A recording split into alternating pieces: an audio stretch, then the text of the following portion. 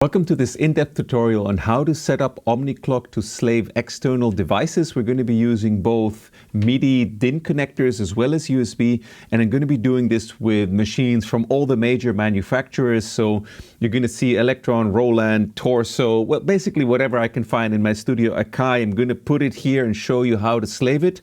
So if you're looking for a specific model or a brand, then look for the markings on the video, what's it called, the time slots, you know what I mean? And then you can jump there and see exactly how it's done.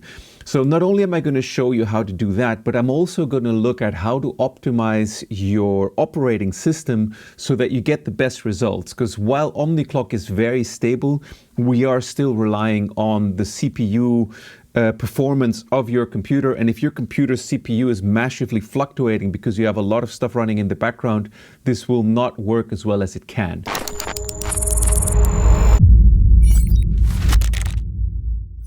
So let's start first with this Elektron. I have MIDI in connected. I can go to my setup. Let me go back one layer, and you should land immediately in this settings window here that you can see now. And when you're connected via MIDI, what you need to do is go into MIDI config, go to sync, and then set it to both receive clock and receive transport. You don't need all the other stuff, but this is just to tell it that it should listen to those things.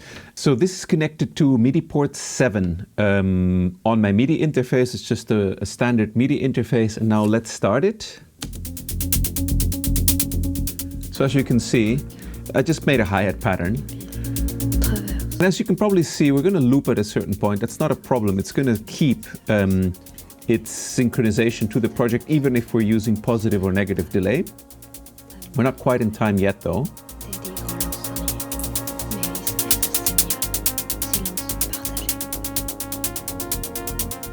Okay, that's good. Let's loop. So as you can see, it didn't lose a beat. Let's test the same thing now, and let's do this with USB. So I'm going to remove its MIDI connector. I'm going to bring in a USB connector. This we can actually leave. It doesn't really matter. What now becomes important is that we need to go into our settings again, and we need to go back all the way up to, let me go see here. It's in system at the bottom there, as hopefully you can see. You see that where it says USB config? I'm going to hit enter. I'm going to take it out of Overbridge. You can actually do this even in Overbridge mode, but right now I'm just going to hit USB MIDI, and I'm going to choose Elektron Digitone in the Omniclock plugin. You see that? So right now we've slaved it via USB rather than MIDI DIN. Let's try.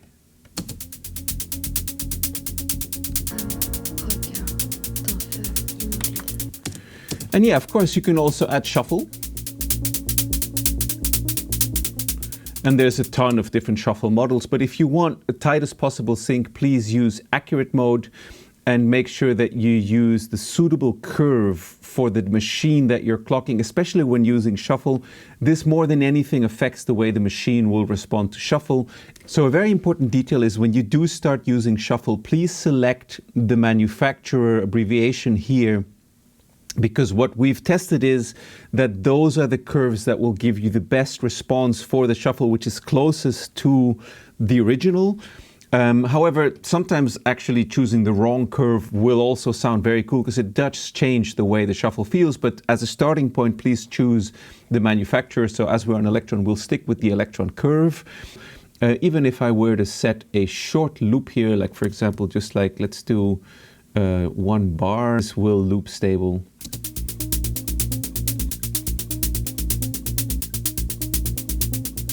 And yeah, the models below here all have a little bit of jitter and kind of movement that we've brought in, even if you're not using shuffle, because that's how the original machines worked. But if you want to have as tight as possible timing, then please use accurate mode.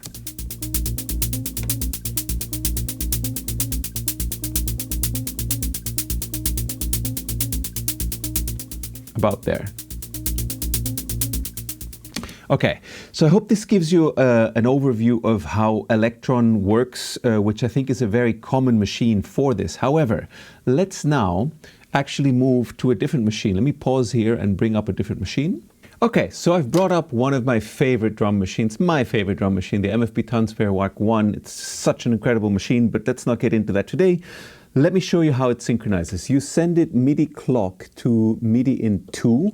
This machine by default will always listen to MIDI clock and just go. So what I've done is on the Omniclock plugin, I've selected port MIDI 7 again. This cable is just connected to port 7 always. And now let me show you what the shuffle should actually sound like.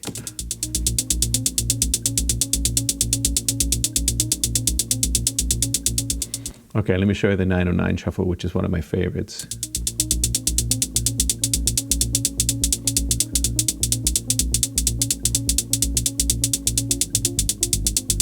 So it's that simple. This doesn't have a USB connector or anything like that, so there's no way I can show you that, but it's that simple. Basically, you have to figure out what is it that your machine needs and wants in order to follow what we're doing with the MIDI clock we're sending out. Now, a very important detail here is you cannot also be sending MIDI out, so synchronization signals via Ableton synchronization. If I would do that, let me show you. I'm just going to add it now.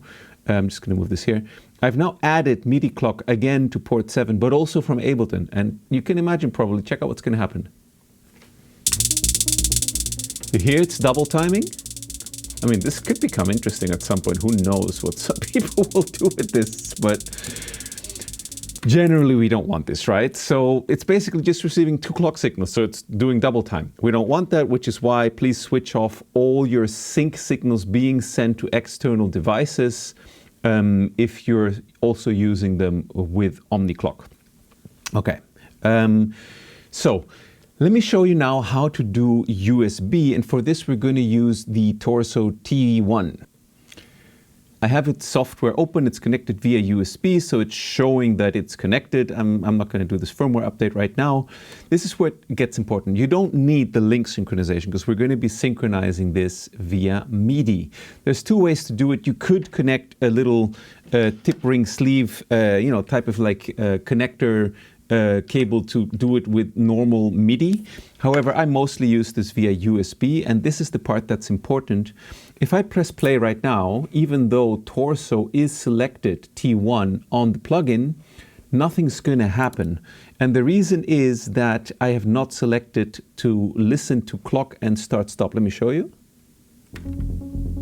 See that? However, once I set it to listen to clock and to listen to start stop messages, both of these are always important. Clock gives the BPM, start stop lets it know when it should go. Let's do this again. There you go. And the reason why you're hearing it is because right now this Serum instance is mapped to receive MIDI from the Torso T1. And actually this is the way how you can use this device, our plugin with with plugins in your DAW is you right now need to go the route of going through an external machine and using that to send MIDI notes to your plugin. So this is the way how you get machines to run like this with USB. I'm going to do one more. Cool. Very important little detail. If you want to synchronize it externally, set your synchronization to USB. This seems to be generally very common on Arturia devices, so I think you'll find that on most machines. I've done the same with Drum Brute. It's pretty much the same sequencer inside. This is the important bit that you have to set it either to listen to USB or to listen to MIDI, depending on. So as soon as you connect it to your computer and you set it to listen to external clock, it will show up over on Omniclock. We generally recommend to do this before you start your session. It just helps for stability, but it works pretty well. So here is the Arturia BeatStep Pro now selected to send notes to it. And now when I hit play on the DAW again, you should see that this starts running. Let me go to the drum sequencer. There you go. You see that? And don't worry if your BPM readout seems a little bit weird. We've noticed that this thing like goes wild all over the place, but it's actually very tight. It's showing very, very wide variations in its clock because we have shuffle on. If I were to reduce this and put on the accurate mode, it should, like relax a bit. And as you can see now, it's 128. I shouldn't touch a button, 126. So you will see a little bit of variation here, especially if you have shuffle on. But generally speaking, this is the way to do it. I'm going to look for the MIDI in jack, not the clock in jack. Don't use the clock. That's a different kind of synchronization signal. I'm going to switch this over. I need to stop it, otherwise I can't switch it. As you see now, it's switched to MIDI. It is stopped, and now I can switch my plugin back to MIDI port 7, which is the one cable we're using today. And here we go. So really, it is pretty straightforward once you know what to look for and what you're doing with these machines.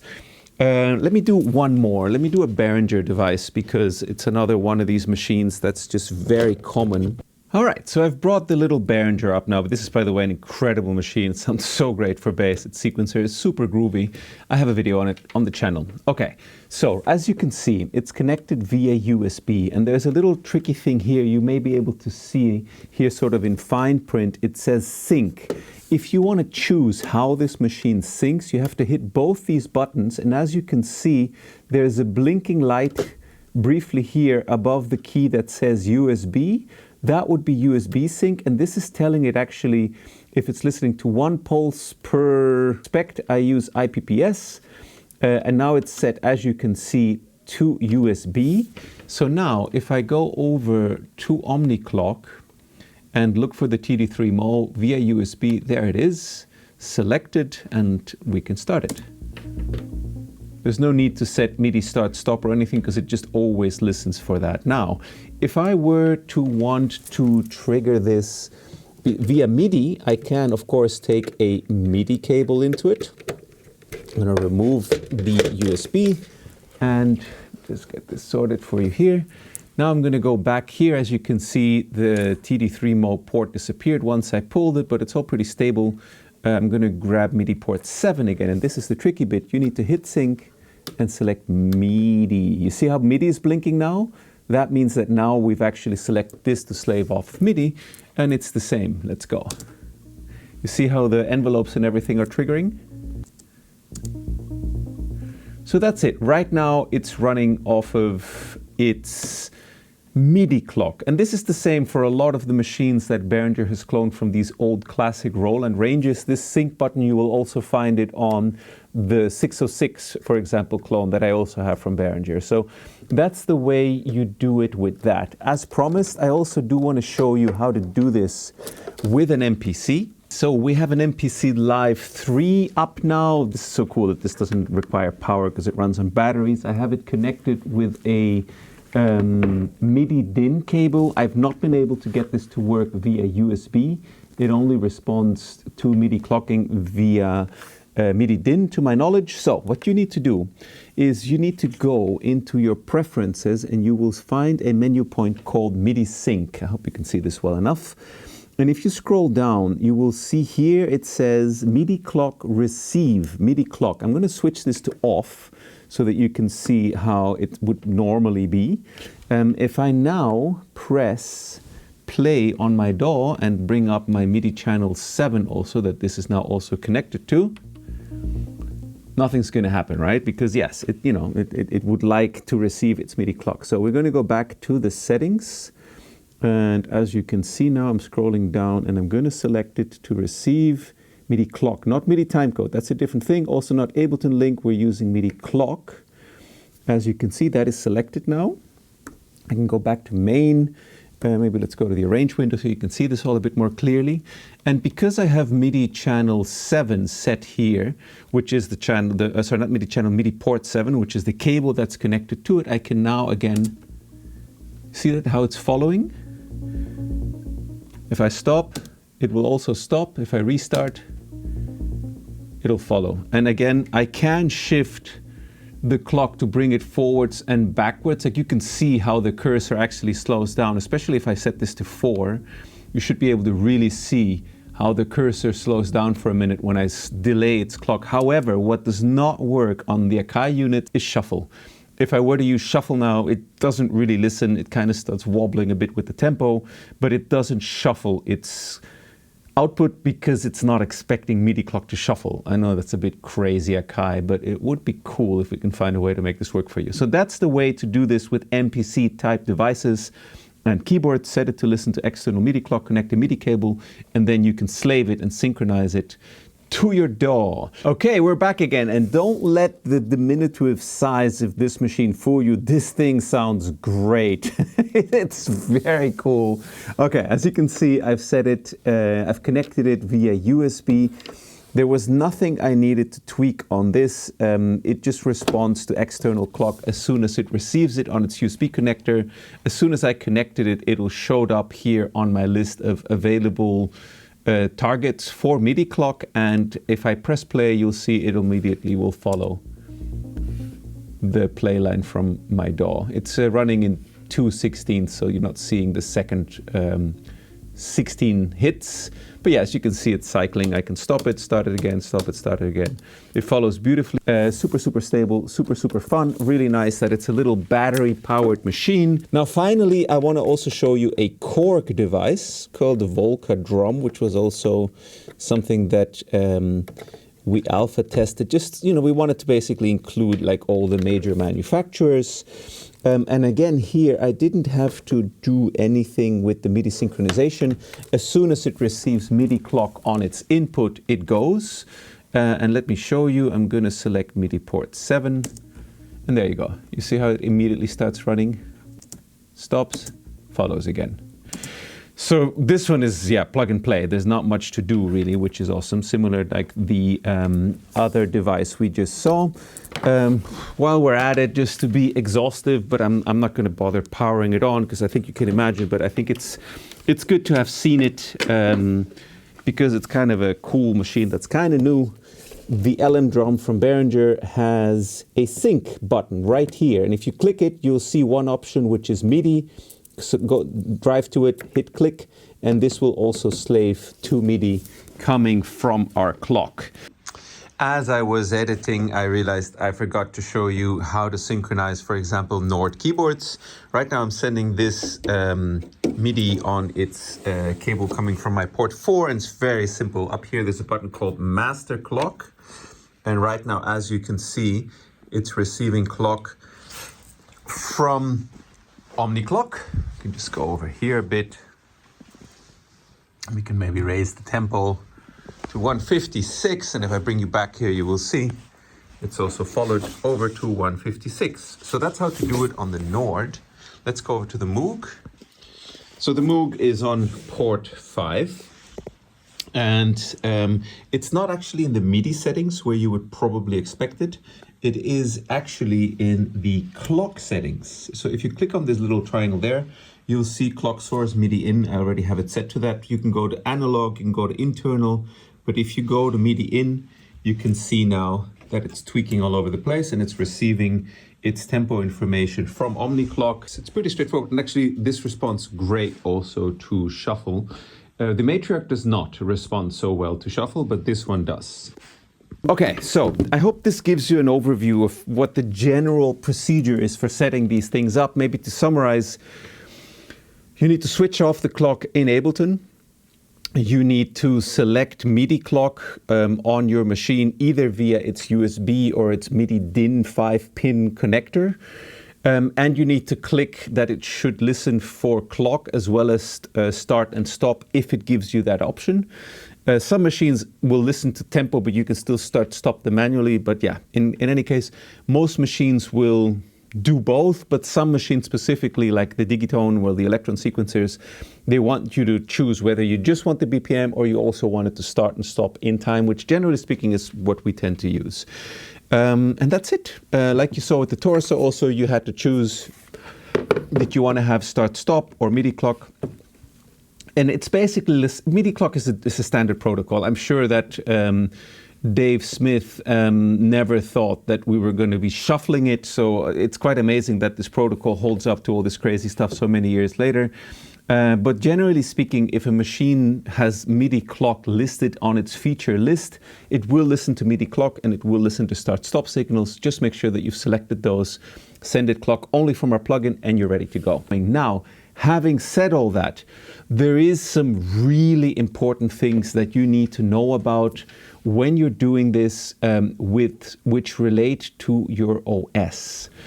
Because if your OS, and especially also like if your Ableton is wigging out on the CPU processing, because we are slaved in essence off of Ableton's audio engine, any fluctuations that you get in Ableton's audio engine will also affect our clock. We're not a dedicated sync box that's getting an audio signal, you know, which is an awesome system to send clock out. I mean, it's very, very stable, but of course it's expensive. You need an extra output, etc., etc.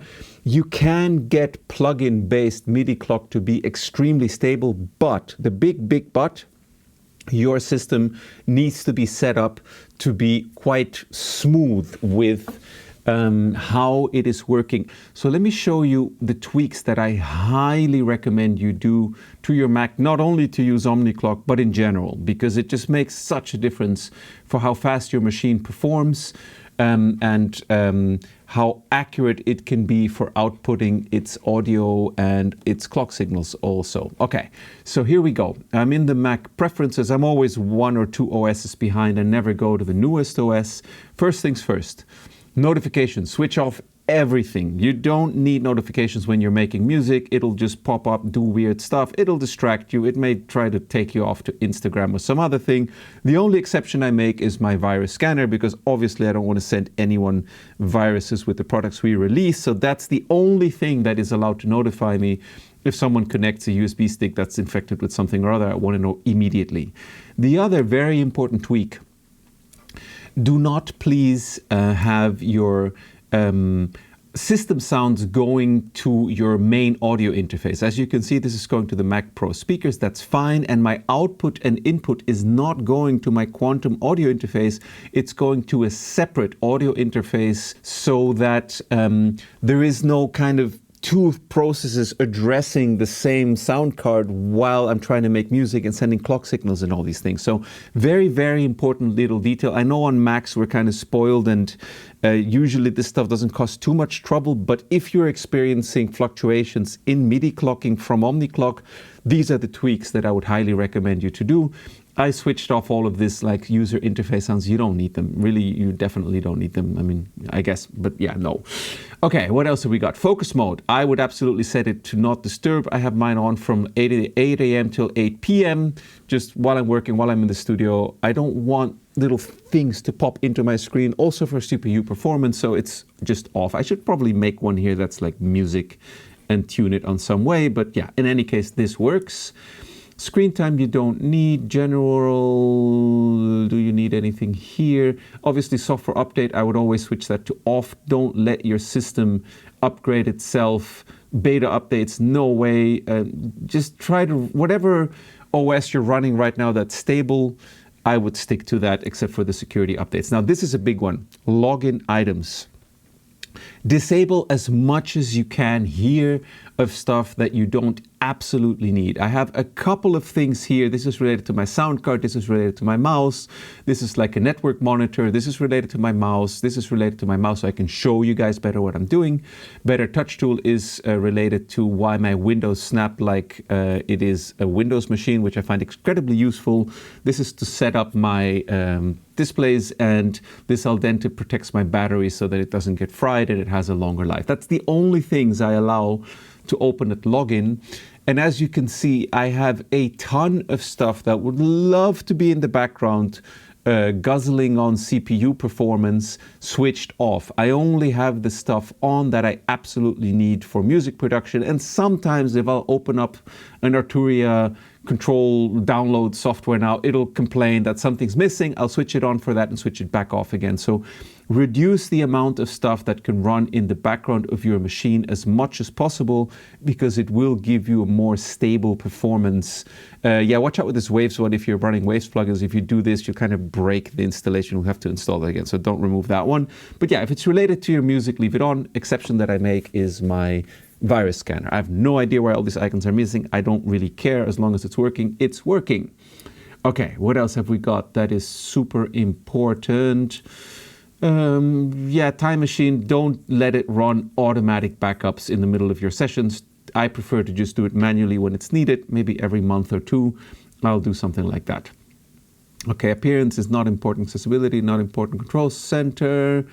I don't really remember there's anything in here that's important. Nope. However, we're starting to get to the good stuff now. Privacy and security. No, this is fine. You don't need to touch this. That's good to leave it on your defaults unless you really know what you're doing. Displays is important. As you can see, my screensaver settings are set to never. But all of these screensaver settings, which will sometimes, you know, like sometimes you're tweaking a synth and all of a sudden all your screensavers go on, that stuff will tax your CPU. So they're all set to off. All this other stuff you can kind of see how I've done it. The only thing I've left on is that my password should go on after an hour. But I usually lock my computer when I walk away from it. It's something that I picked up or kind of got burned into my EEPROM after working in corporate. Blah, blah, blah. Password's not important. Battery is important. Always set everything to run on high power. If you're on stage and for some reason, I don't know, your laptop thing gets disconnected, your charger, just if it's running on high power, nothing will change from a CPU perspective. If you set this to be low power, you'll be in trouble because it'll all of a sudden start throttling your CPUs, right? So high power, of course. And then there is another important thing here to do, in my case, because it's an older OS with your user, and that is to do with iCloud. Switch all of this iCloud stuff off because it's basically trying to push stuff to and from the cloud all the time. It's eating up CPU. You don't need it. You don't want it. Switch that stuff off. Nothing good will come of it. That's really the most important things. And if you want to really know and have a better overview of what's going on, go to your activity monitor and have a look at the most CPU heavy processes. Here you can see live running. There's a couple of things running here, but there isn't like all this other stuff that I don't want, like Chrome Updater and like Native Instruments Updater, all of that kind of stuff. I don't want that stuff running when I go into a music session, especially not if I want to have stable MIDI clock from Omniclock. So as you can see, this makes a huge difference to reduce this to the max so that you have clean settings in the background of your production session. Okay, so also just so that you see that this also really works with a full session and not just with like an empty blank demo project. I do always want to be super fair in what I show you guys.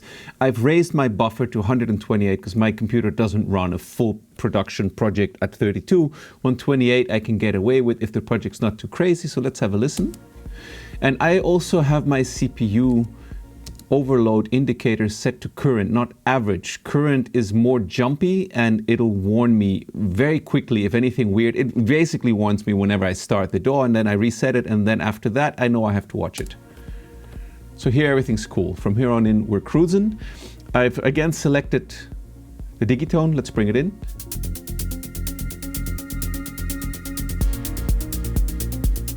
As you can hear, it's very stable. It hasn't missed a beat or drifted. But yeah, even in a full production session with a ton of stuff going on and running OBS, capturing all of this with cameras and 4K video streams everywhere, it's no problem if your computer is set up well. Yeah, as you can see, there is a ton of stuff loaded in this project. So I hope this has given you a good overview of Omniclock. I know that this is kind of setting up your computer this way is a bit of a pain in the butt, but your CPU and your Ableton sessions and your load times will massively thank you for it. Once you remove all this dead weight from your computer, it gets so much more snappy and it's so much more fun to work with. On PC, there is like various guides on the internet of all the stuff that you have to switch off to get it to perform well for audio. I've done it on Windows XP the last time. I've honestly forgotten and I'm kind of glad I have. But I'm sure if you're on a PC, you know there are certain things you need to do in order to fix these things, like switching off system audio is one of the key things, for example. But yeah, unfortunately, I can't help you with that right now because I turned my back on PCs a very long time ago. However, our developer does have a PC. This is tested also stable on PC. But please make sure that you have your PC optimized for audio output. What I can highly recommend is having one partition for internet use, for all the stuff that you need to do for having everything up and running, and one partition or a user login in the case of a Mac that's like reduced and just for music production. Then you will be a very happy camper, and you will get the most from your machine. Like if your CPU is moving wildly while you're stopped, that means there's stuff going on in the background that you don't want to be happening. So watch out for that. So yes, I hope that this has been a good overview of how to set all this stuff up, how it all kind of works together, with some caveats like the AKAI MPC not responding to shuffle and some other machines here. You know, we're still digging into this, but yeah, this is early days. We've just launched this. There is no product on the market that does even half of what we do. So this will definitely also continue to improve and get better with time. We're already looking at how we can bring this shuffle workflow to plugins only without going the way of sending clock to external sequencers and then sending its MIDI notes to a plugin. That right now would be a workaround, but a little bit tedious. If you just want to trigger a drum plugin or something. So give us some time to work on that. We're on the case. And in any case, I hope this video will help you get going and get the best performance from all of your slave devices running off of Omniclock. All right, we hope you enjoy it. Take it easy. Have a good one. Bye-bye.